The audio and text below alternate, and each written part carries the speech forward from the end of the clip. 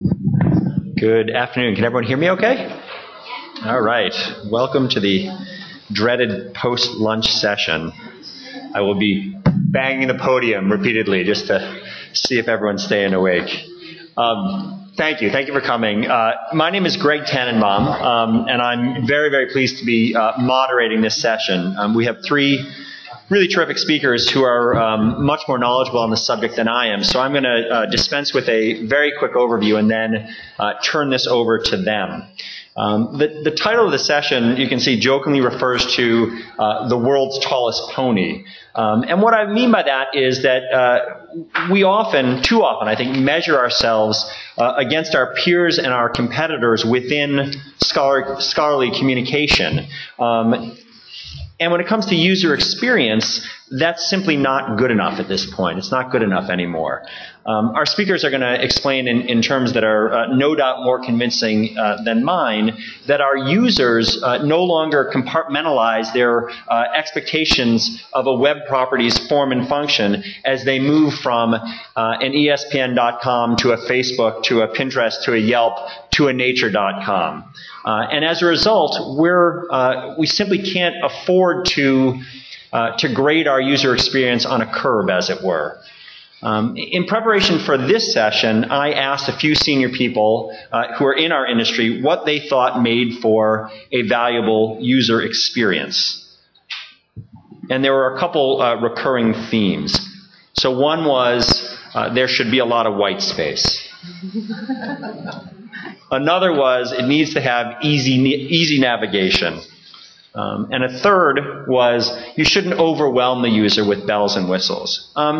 Intuitively, on some level, that makes some sense. But I thought about it, and it sort of triggered something in my memory banks. And so what I did is I went to the Wayback Machine on the web, and I looked at the very first website I ever worked on, which was for EndNote. And this is in 1997.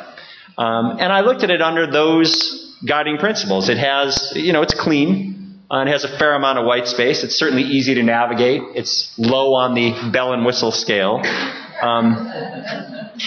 Done. Okay. No, but having said that, I can't imagine that anyone would hold this up as an exemplar for user experience in 2012. Clearly there's more to an engaging user experience than those basic ingredients. And we're very, very lucky to have speakers to guide us through this issue. Our first speaker is Melinda Kennaway, who is a director and co-founder of TBI Communications, which is a specialist marketing agency that provides support to academic publishers, societies, and libraries. She's worked in the space for more than 2 decades and had a long career at Oxford University Press, where she held the post of marketing director for the journals division. She formed TBI in 2004, and she and her team have worked on shaping sales and marketing strategies for organizations around the world. She holds a degree in experimental psychology from Oxford. After Melinda will be Donald May, and Donald is focused on creative strategy and devoted to shaping the user experience as vice president and creative director for Lowy Design. And he's had experience in these areas for more than 2 decades as well. He takes a leading strategic role in helping various companies build their brands in the digital space. And he has guided his team through a number of acclaimed website developments and applications that are praised for being very usable and very intuitive. He has experience touching our space with the Institutional Investors Journal series of websites, as well as their parent and news division sites. So he is aware of our space, but is not of our space, which I think benefits us well.